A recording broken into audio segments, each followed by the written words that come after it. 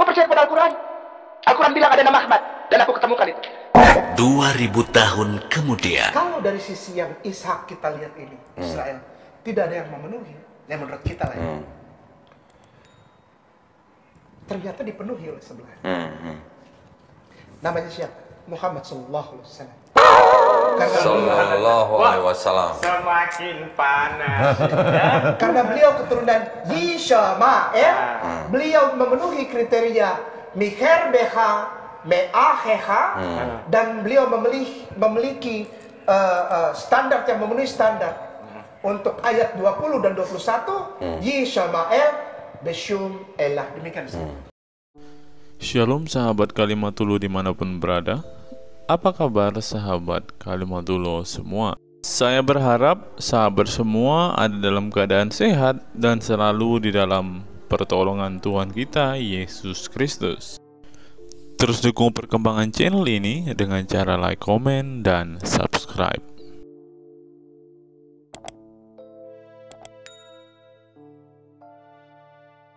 Sebelum kita masuk dan fokus membahas video kita hari ini, teman-teman, kita dengarkan kesaksian pujian dari Bang Kay dulu ya, teman-teman.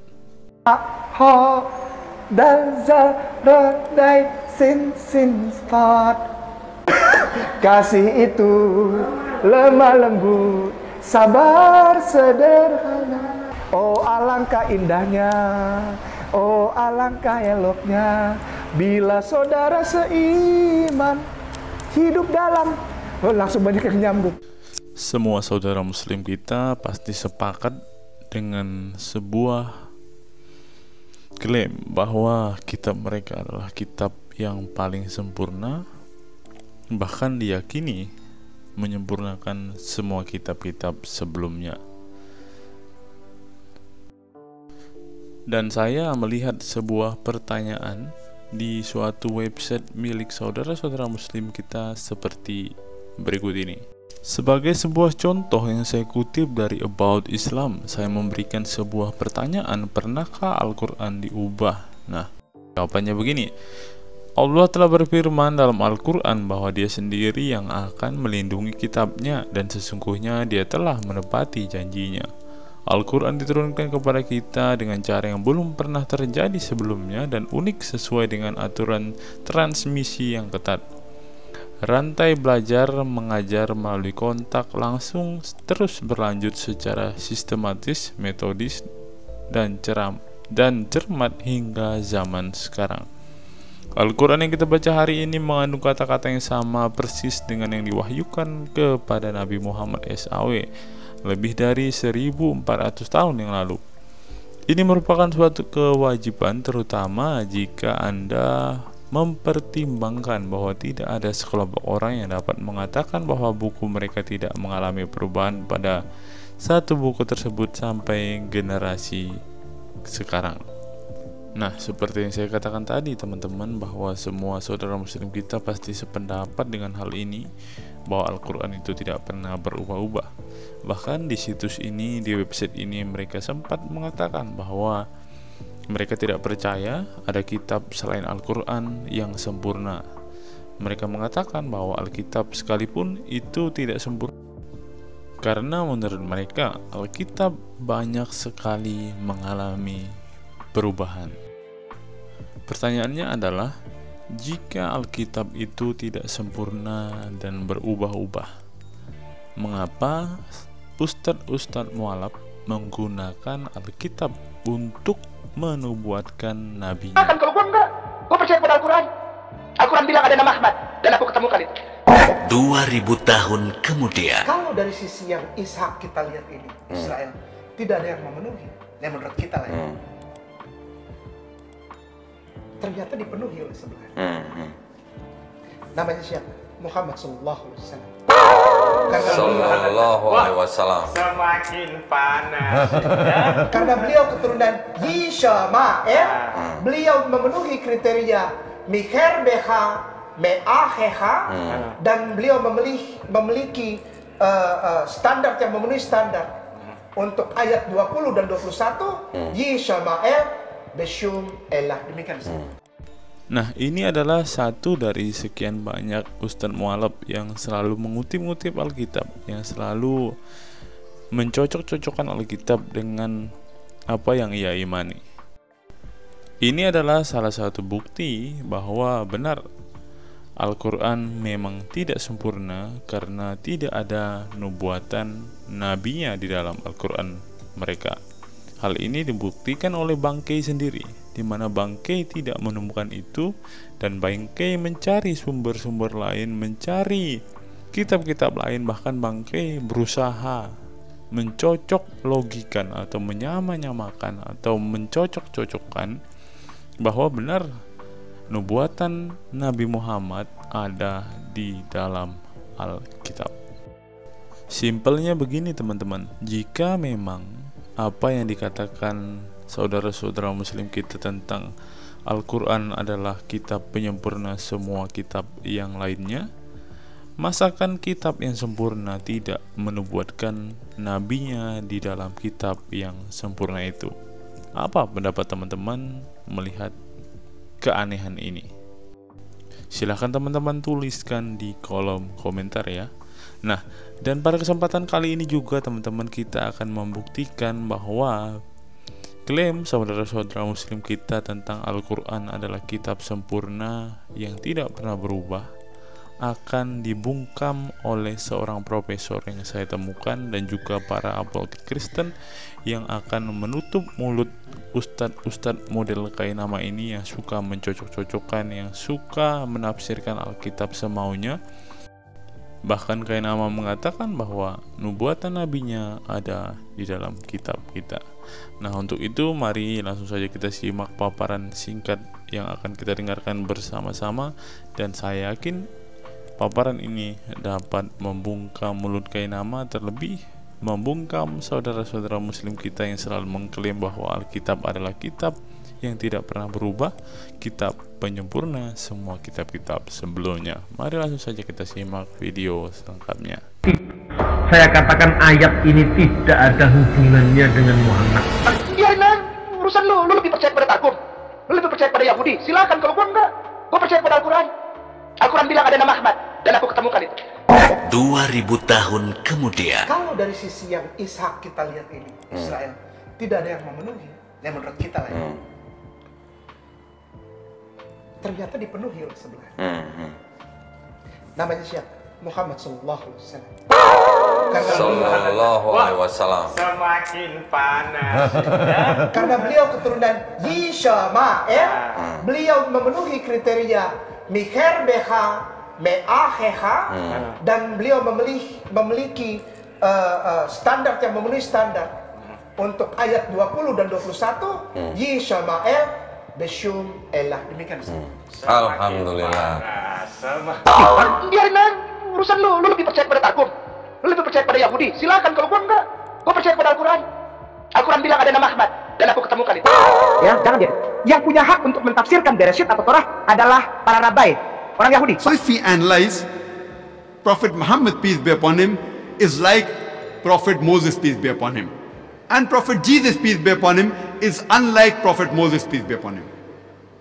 Furthermore, we know that Prophet Muhammad and Prophet Moses, peace be upon them, both of them, they were married and they had children. But according to the Bible, Jesus Christ, peace be upon him, he was not married and he had no children. So Muhammad, peace be upon him, is like Moses, peace be upon him, and Jesus, peace be upon him, is unlike Moses, peace be upon him. So Prophet Muhammad Sallallahu Alaihi Wasallam has been prophesied in the Old Testament, in the book of Deuteronomy, chapter number 18, verse number 18. And further it's mentioned in the book of Deuteronomy, chapter number 18, verse number 19, that anyone who does not hearken to his words, I will require of him. Some translations say, I will take revenge. That means anyone who does not follow this messenger to come, Almighty God will take revenge from these people. Pada hari ini yang mau saya bahas adalah mengenai di kalangan non-Kristen, ayat ini sering dipahami bukan untuk Yesus, tetapi untuk kehadiran Nabi yang lain, yaitu umat agama lain. Dalam hal ini adalah Islam. Katanya beberapa tafsiran Muslim itu adalah untuk Nabi Muhammad. Tanpa mengurangi penghormatan saya terhadap sohib-sohib Muslim saya, sahabat-sahabat Islam saya katakan ayat ini tidak ada hubungannya dengan Muhammad. Jadi kalau di mana-mana Bambang Nursena berbicara tentang original text of the Holy Bible, kita bukan untuk pinter-pinteran, tapi sambil menunjukkan kepada rekan-rekan kita bahwa original text of the Holy Bible itu masih eksis sampai hari ini. Karena itu kita tunjukkan teks aslinya. Sebab teman-teman Muslim itu setiap kali membaca teks Quran mesti tahu teks aslinya. Contohnya, kalau Jainuddin MZ berdoa, bukan berkhutbah, seperti yang dikisahkan dalam kitab suci Al-Quranul Karim yang berbunyi Bismillahirrahmanirrahim, Ya ayyuhalladzina ammanu hu anfusakum wa ahlikum nar, yang artinya selalu gitu kan. Karena itu kita tunjukkan teks aslinya. Ayat ini aslinya berbunyi dalam bahasa Ibrani, Nebi Achim Lachem Miskeret Achikem. Nebi Achim Lachem, seorang nabi di tengah-tengahmu, Miskeret Achikem, di antara Achihem, di antara saudara-saudara kalian semua. Jadi konteksnya adalah Nebi Achim Lachem, seorang nabi di tengah-tengah Bani Israel, di antara saudara-saudaramu, Miskeret Achikem. Saudara-saudaramu itu siapa? Harus dikembalikan pada ayat 8, ayat 1 pasal yang sama. Imam-imam orang Lewi, seluruh suku Lewi. Ini ditujukan di tengah-tengah Bani Israel, di antara saudara-saudara Lewi. Nah, Israel itu jumlahnya 12. Ada Isakar, ada Naftali, ada Zebulon, ada Yehuda, ada Lewi. Karena itu ayat ini menubuatkan bahwa seorang nabi lahir di tengah-tengah Bani Israel dan bukan di luar Israel.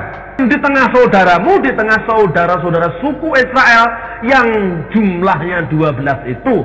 Karena yang di konteks di sini adalah kaum Lewi, maka nabi ini harus lahir dari saudara Lewi. Musa itu lahir dari suku Lewi, Harun itu lahir dari suku Lewi.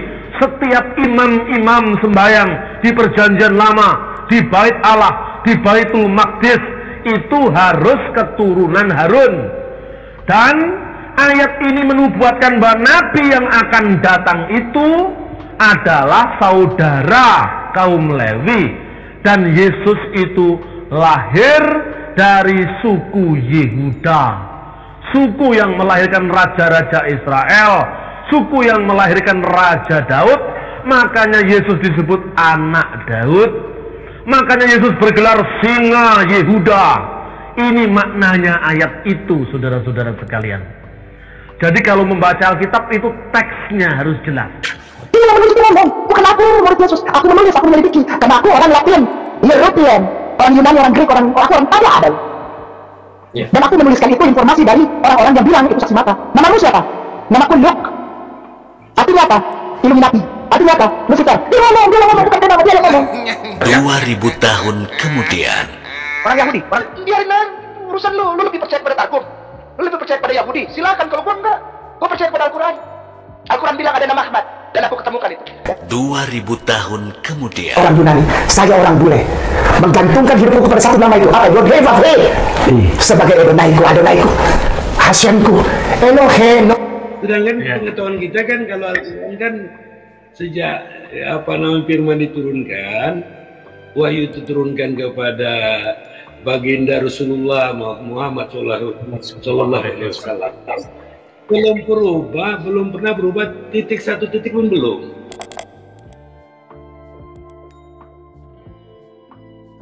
Proses editing Al-Quran itu masih terjadi pada masa Abdul Malik bin Marwan. Jangan salah, kitab yang ada, Al-Quran yang ada di depan kita itu diproduksi tahun 1924 di Kairo. Jadi Al-Quran standar yang kita miliki itu produk tahun 1924. Kalau Anda baca kitab Ibnu Abi Daud Al-Sijistani yang berjudul Kitabul Masahif, ya, bahkan judulnya saja menarik, Kitabul Masahif. Artinya masahif itu jamak dari mushaf. Artinya lebih dari satu mushaf, ada banyak mushaf, ya. Nah, Al-Sijistani ini bercerita tentang inisiatif dari khalifah kelima dari Bani Umayyah, namanya Abdul Malik bin Marwan. Jadi Abdul Malik bin Marwan, khalifah kelima dari Bani Umayyah, bersama gubernurnya di Irak bernama Hajjaj bin Yusuf, mereka berdua membentuk satu komite untuk mengedit Al-Quran. Coba bayangkan, proses editing Al-Quran itu masih terjadi pada masa Abdul Malik bin Marwan.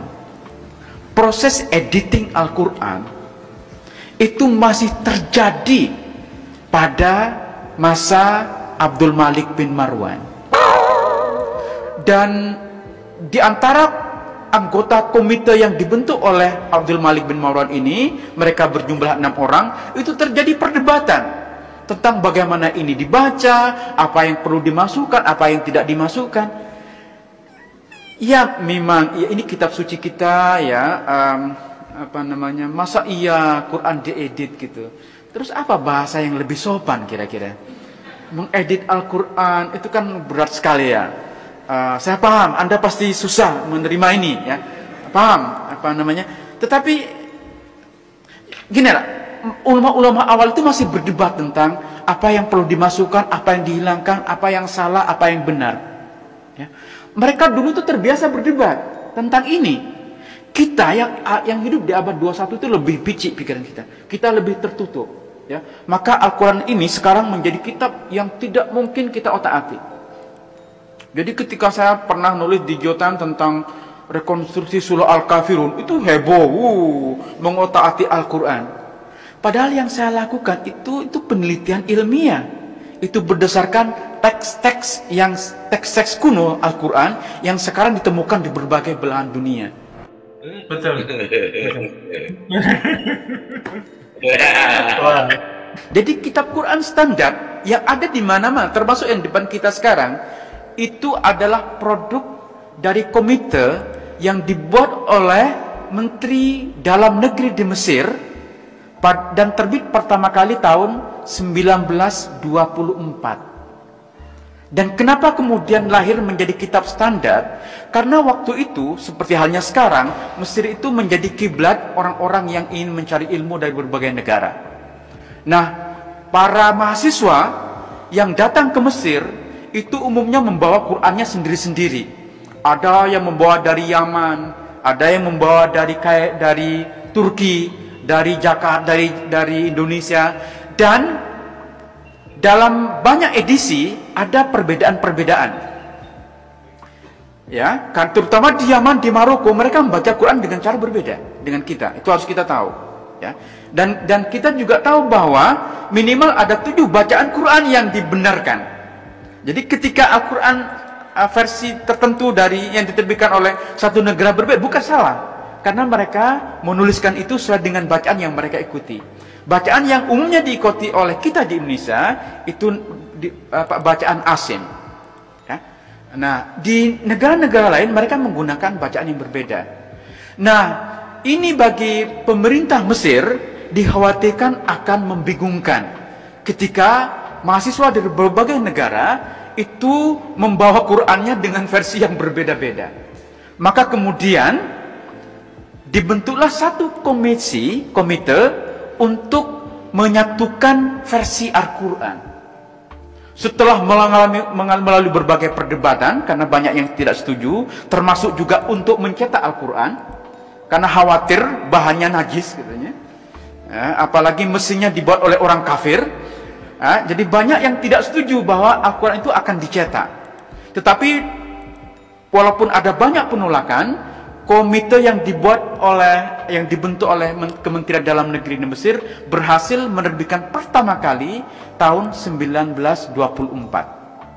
Karena sokongan rial Saudi Arabia yang luar biasa, maka kemudian dengan sponsor uang Saudi, Al-Quran yang diterbitkan tahun 24 itulah yang kemudian disebar ke seluruh dunia, termasuk yang kita miliki di Indonesia sekarang. Jadi Al-Quran standar yang kita miliki itu produk tahun 1924. Jadi Al-Quran standar yang kita miliki itu produk tahun 1924. Jadi Al-Quran standar yang kita miliki itu produk tahun 1924. Betul.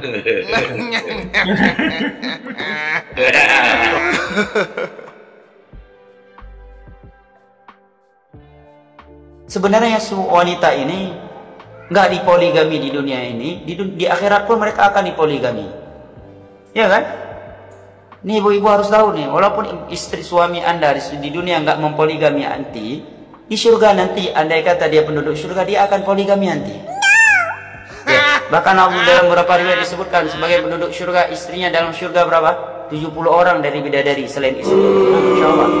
Di dunia baru ngomong mau nikah aja udah lempar piring, udah terbang piring dari dapur. Di surga nanti suami anti punya bidadari 70 orang bidadari. Nah, kalau gitu Ustaz nggak mau lah masuk surga, di dunia poligami, di akhirat pun nggak masuk, di surga pun poligami. Ya, terserah kalau nggak mau masuk surga berarti masuk neraka. Ya kan?